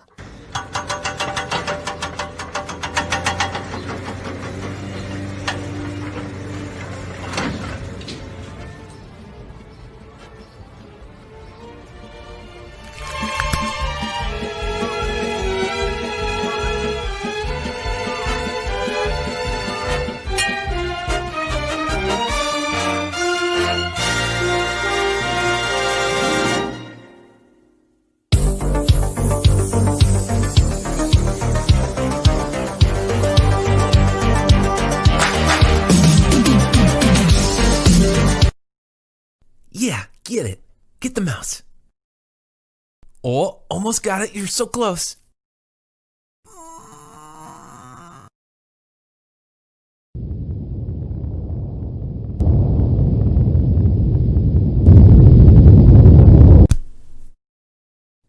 is Kid Kate, the greatest hunter the animal kingdom has ever seen. Razor sharp claws that can destroy anything. I is Kid Kate. On the outside, I am soft and floofy, but inside is a dark rage. I is Kid Kate. Millions of years of evolution have molded me into the murder machine you see today. Birds, dead. Mouse, also dead. Spider, never to be seen again.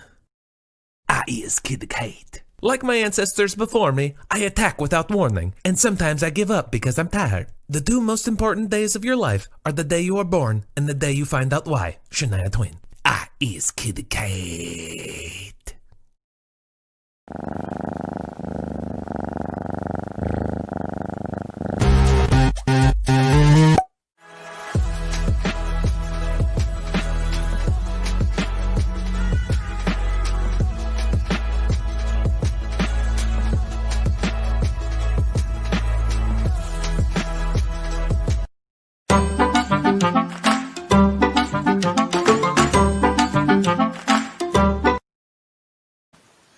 Oh man, that's our cartoon break. You're welcome. Oh, Chloe, you're muted. Well, There you go. Chloe, are you into ASMR at all? Are you familiar with ASMR? I'm familiar with it.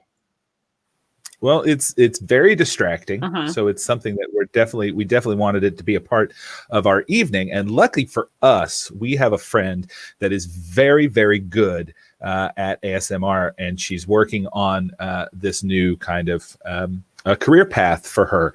Since comedy is basically dead at this point. Comedy's dead. Yeah, so let's bring on our next guest, the amazingly funny Kelly McFarland. Hello, Kelly. Hello. Oh. Kelly is going to do some ASMR for us. Kelly, the floor is yours. Thank you. I want you to let yourself submerge in ASMR. We will explore sounds that will help you relax and be distracted.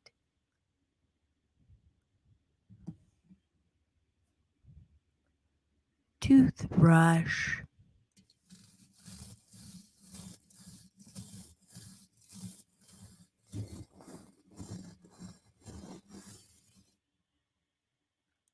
Toothbrush.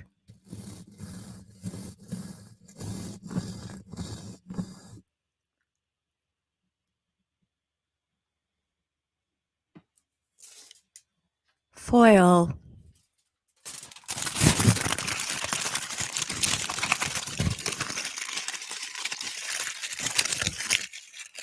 Also, rainstorm.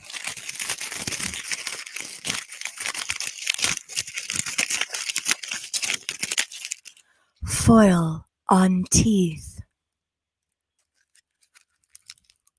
Oh, no, I don't like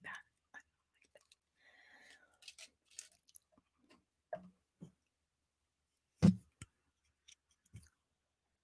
Cold beverage.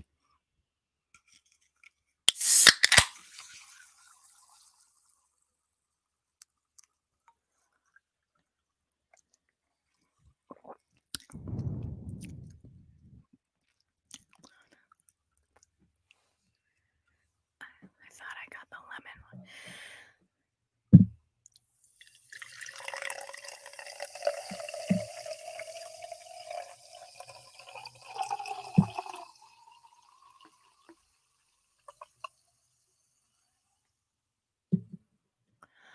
Yeah.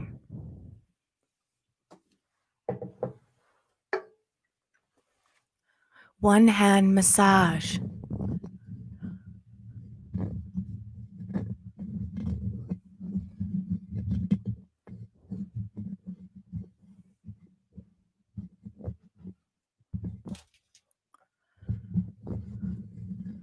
Two hand massage.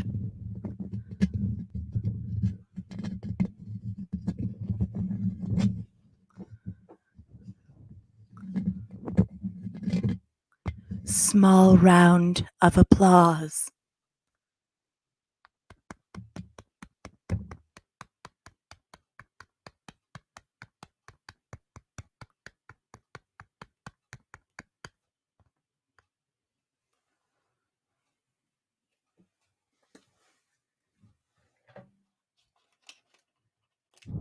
Leftover Halloween candy.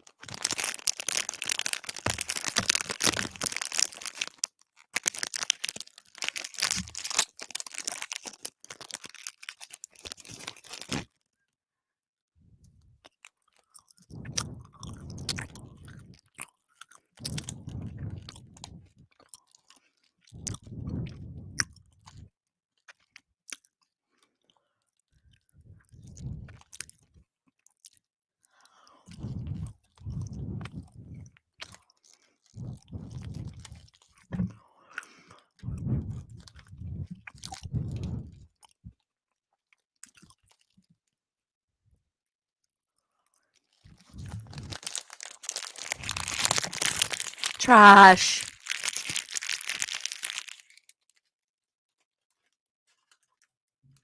More Halloween candy. For later.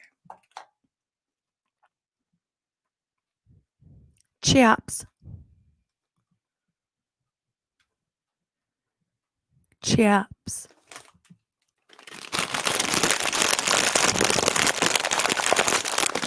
Also, rainstorm.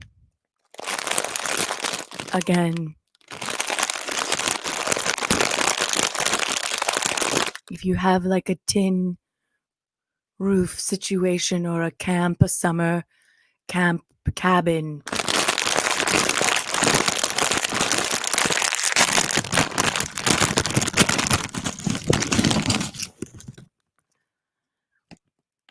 potato carnage.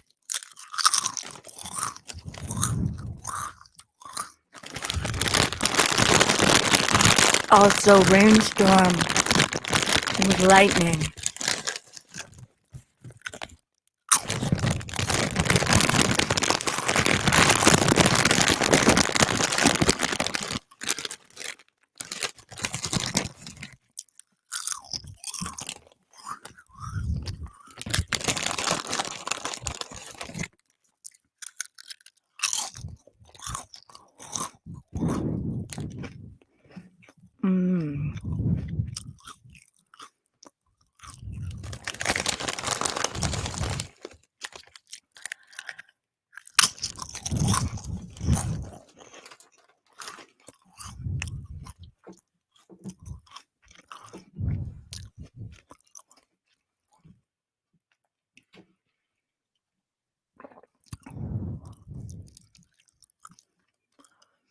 And lastly,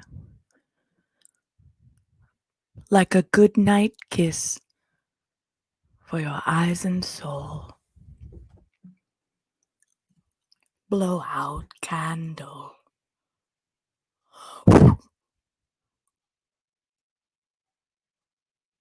This has been ASMR with Kelly.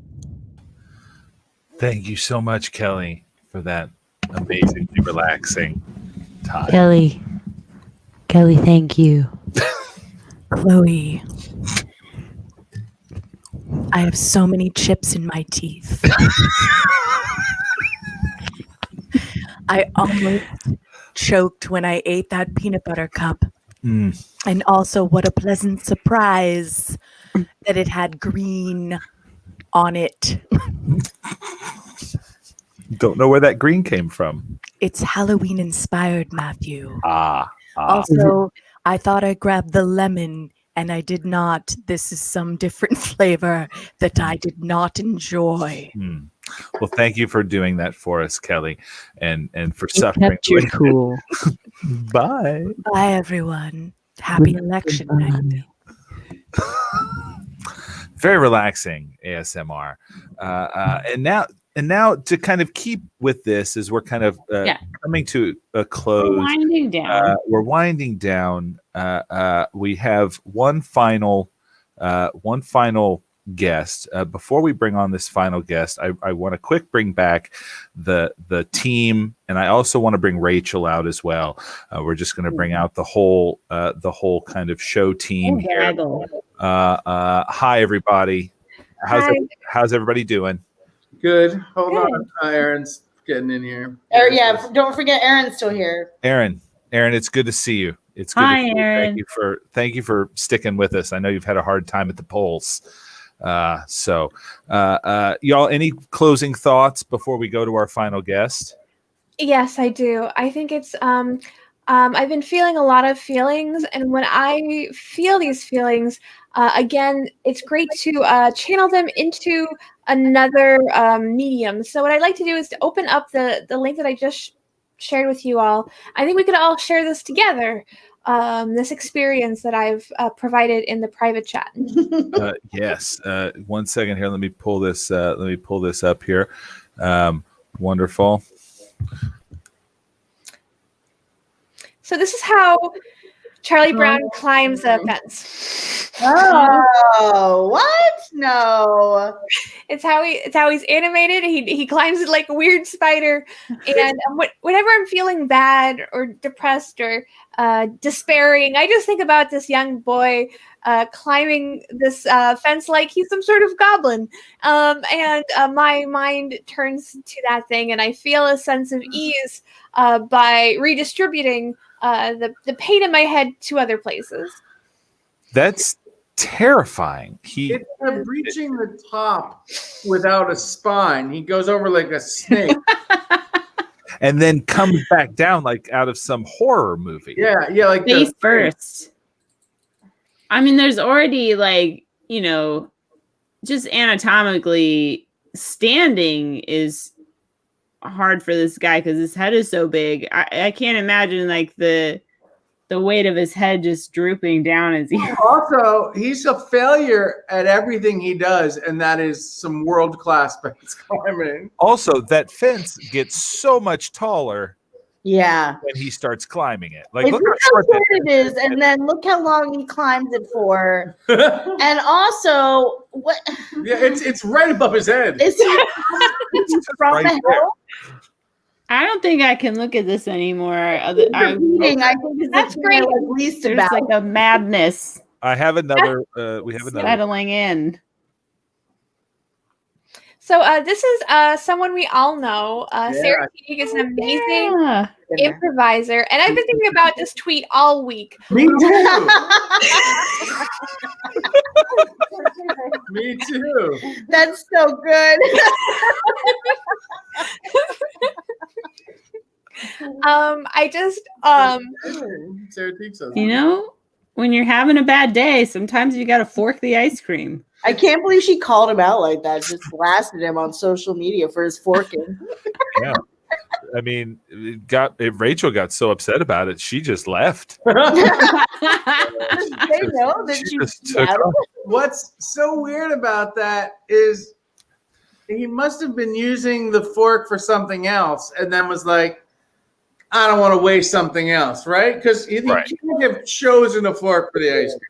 No one just grabs a fork. But unless the silverware drawer is like ridiculously far away from the freezer. So, question actually. Here's something I'd like to see what everybody's answers. You're having pie a la mode. Do you use a fork or a spoon because you're eating ice cream? Fork. I'd use a fork. Yeah, I'd use a fork. I use a fork, but I prefer a spoon. I feel like there's a joke in there, like a sexual joke, but I can't find it. That's not a joke. That's just the way I feel. Actually, how's that drink taste? It's so expensive. So expensive. It's really good. I have a question. What kind of ice cream do we think this is? Do you think it's vanilla? Because it's a little. I think it's Chloe. freezer burned is what I think it is. Pumpkin spice. I believe she clarifies that it's vanilla if you go into the replies. Oh, okay. Vanilla, I could see. Oh, evidently this isn't the first time. There's he's what done flavor it. ice cream? Keep going down one more. There you go. It's just vanilla. That's okay. Vanilla ice cream. The lighting could just be yellow, a yellow lighting. Yeah. But you also see that it was to go with vanilla to apple crisp, which goes to the pie thing. If you're going to eat apple crisp, maybe he just had the fork out. Didn't want to dirty another. That's exactly it. That's We exactly. solved the mystery. Can we go scroll back up and see what kind of ice cream it is? I know we can't really, but that's got to be Breyers, right? In that kind of Probably, yeah. Yeah. Yeah. I mean, I know what ice cream looks like from the top down. Oh, like what a flex! and that definitely looks like You think you Breyers. could tell Haagen-Dazs from Ben and Jerry's just from looking down from the top? No, I mean, maybe Ben and Probably. Jerry's. Ben and Jerry's, you could tell the difference between Ben and Jerry's and Haagen-Dazs. Yeah. It's Ben and Jerry's has all that bullshit in it. It has like crowbars and Yeah. I love the that crowbar. flavor. I hate that Crowbars flavor. is a mistake. I don't know. And why- Crowbar is great because it's also gluten free. Don't do that, Post and Chloe. Hi, this is my life, Ashley. It's not a joke. It can be both. Oh man. And finally, if you go to the last link I sent in the private chat, I changed my mind about what the last one would be. That's If you go to the very last one, Yeah. That's why we're here, Rachel, is to do this. So, We don't at all have Yeah. the news on right behind you. Nope. oh, geez. So No. this is just a compilation of all these train scenes from old movies, and it really strikes you how incredibly dangerous they all are. Even though if you turn the music on, it's really tinkly. It's like light tinkly music. Oh Jesus! That's an actual train. You really had to do things. Yeah. Oh, that guy could have been killed. Hey, that one was terrible. Oh my God! That guy could have also been killed. That's why I can tell you. What? No. Where was the union rep on that stunt? I can tell you a lot of these houses are like plywood houses, basically. I'm going to turn this down just a little bit. Oh, Jesus. They were just so committed. I think this really inspires me as an entertainer because these people were so committed to making a great, Right, Rachel. silent movie. That's the full commitment we're missing. Let's team up. Let's. I don't think there's enough train work in film these days. We should have more train work for sure. Great practical stunt work, though. I mean, Yeah. this is before CGI. Oh God. What if just in the middle they just showed like one where the guy got and then it went on. They didn't mention it, they just went on. Also, they're wrecking a lot of trains. They are. How could they afford this? I mean, there are trains all over the place. I mean, there's so many trains. They were trained. They were lousy with trains. Oh, Like your local train monger, and it's like 10 trains, please. that's so amazing. My That- dowry was 2 old train cars. Then my brother got married first. Ah. Asa. Thank you, Rachel. Thank you, Ben, Ashley, Aaron. Thank you for being our correspondents this evening and joining us on our night. We were in the field and it was great. Very expensive. Very expensive. Cheers. For doing this, Matt. This was great. Super fun. Chloe, appreciate it. Cheers, guys. Cheers. Our pleasure. Our pleasure. Well, thank you very much. Have a good rest of your night. You're free to go off into the world. Right, yeah. And do your best not to cry. Bye. So we're coming up on our final guest. I'm very excited. Mike Carr is just a wonderful individual. Stand-up guy. Unfortunately, he wasn't able to make it again. You're kidding. Much like Tookie, he was not able to make it. Cancellation. And he sent probably one of the best gifts I will ever receive. One of my favorite people, characters in in the world is here. Very excited to bring them on to read us a Sleepy Time story. Please welcome Finger Puppet Charles Dickens. Ah.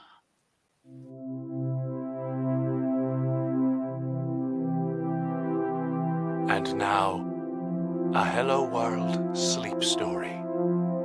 Allow yourself to be transported to a magical world of slumber and relaxation as the dulcet tones of our guest reader bring a story to your ears to help you drift off when you need it most. So lay back, relax, and allow yourself to be transported.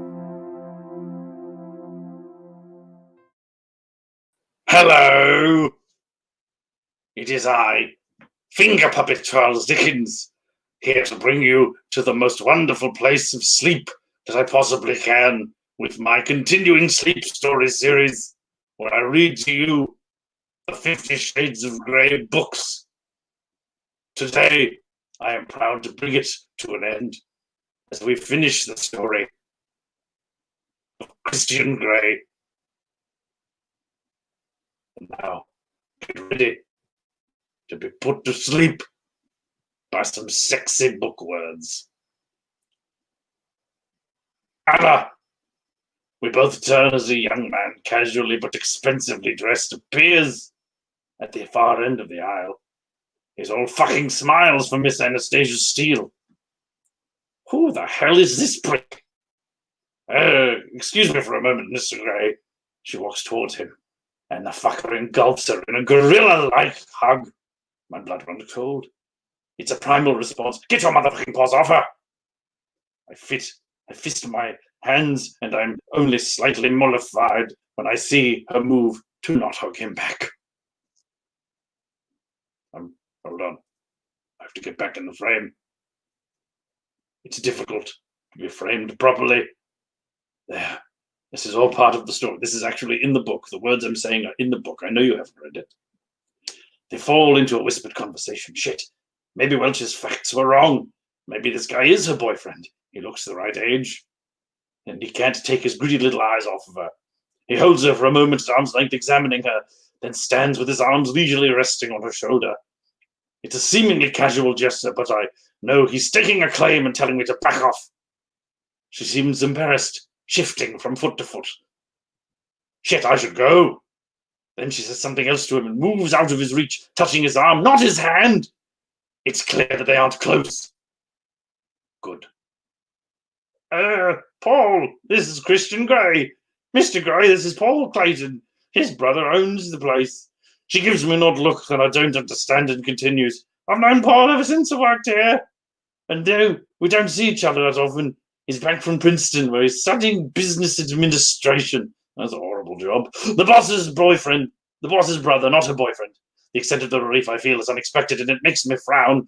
This woman has really gotten under my skin. Mr. Clayton, my tone is desperately clipped. Mr. Grey, he shakes my hand limply. Wet fucker. Wait up. Not the Christian Grey of Grey Enterprises Holdings. In a heartbeat, I watch him morph from territorial to obsequious. Yeah, that's me, you prick.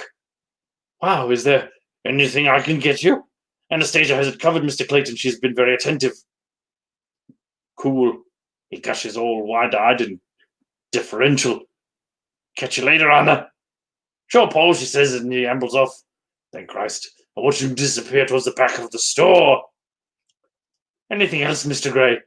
Just these items, I mutter. Shit, I'm out of time, and I still don't know if I'm going to see her again. I know I have to know whether there's hope in hell she might consider what I have in mind. How can I ask her? Am I ready to take on a new submissive? One who knows nothing? Shit, she's going to need substantial training.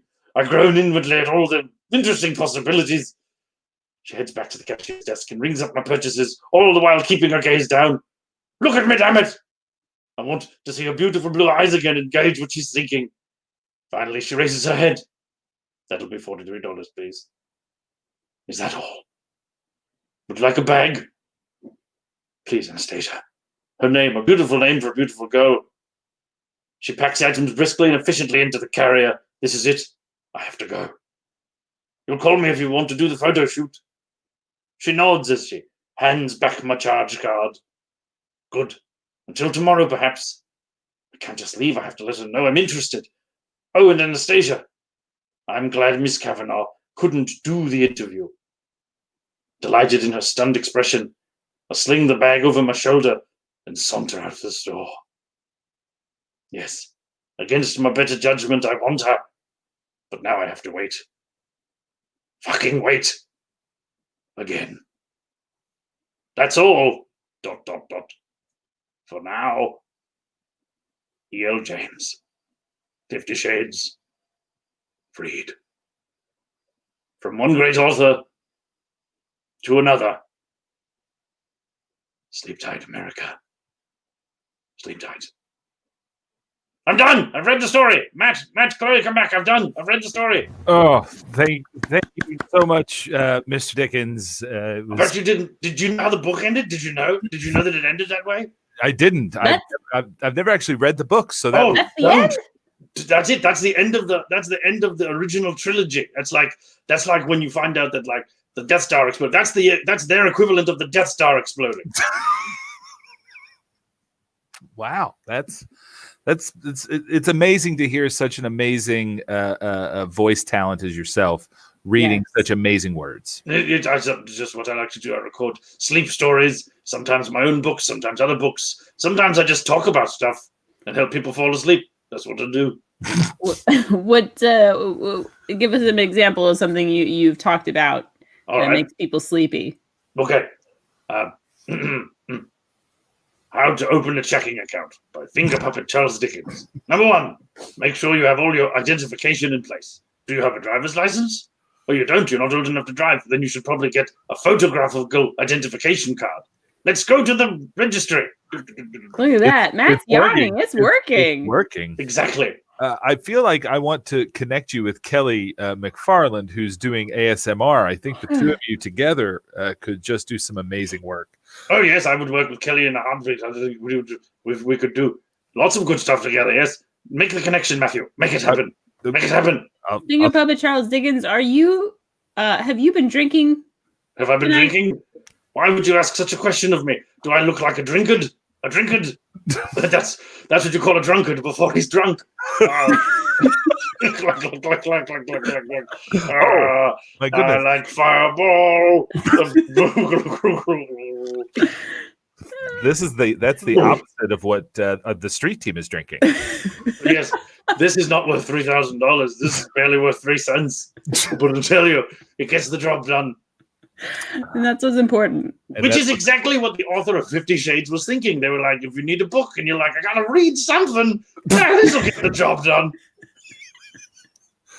Well, thank you so much, Mr. Dickens, for making the time to come onto the show. Please give my condolences to Mike for not being able to make it to the show. He fell asleep. He's a wimp.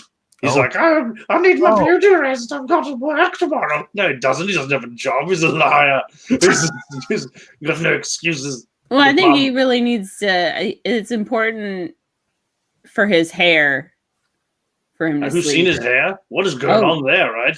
I just feel it's important that you're supportive of him. I think no matter what, you need to be supportive of him because he's a wonderful person. Okay. He's a big fan of yours. He's a huge fan of yours. A little too big of a fan, if you ask me. Just hanging around, being like, "Need anything?" I'm like, "Dude, get a job, man." He's like, "Whatever." That's not a very supportive thing to say at this point in time. It's hard to find a job these days. You're right. I'm just being me, plus 100-year-old author. Wait, did he just comment in the comment thread? I think he's. How is that possible? That doesn't make sense. Yeah, he says he's not a fan of yours, so evidently we Screw lied. you, Carl. We got. Screw you! I'll find you. I'm gonna go find him. All right, go find him. Get out of it. Goodbye. What the hell happened? Oh my God! Everything's fine. All right. We're going to bid Finger Puppet Charles Dickens farewell. I'm surprised you didn't kick me out earlier. It's your show. I'm just going to ramble till you kick. Yeah, that works. Well, that's our show. We've officially done. We've done our work here is done. thank you all. Thoroughly distracted. Thoroughly distracted. It's now time for bed. Thank you all very much for tuning in and watching. Thank you to all the amazing people that came on to help us throw this show together at the very last minute. And just be kind to yourself and be kind to others. And no matter what happens, we'll get through it. We'll get through it. And yeah, time for bed. Good night. Good night, world. Bye. Good night, world.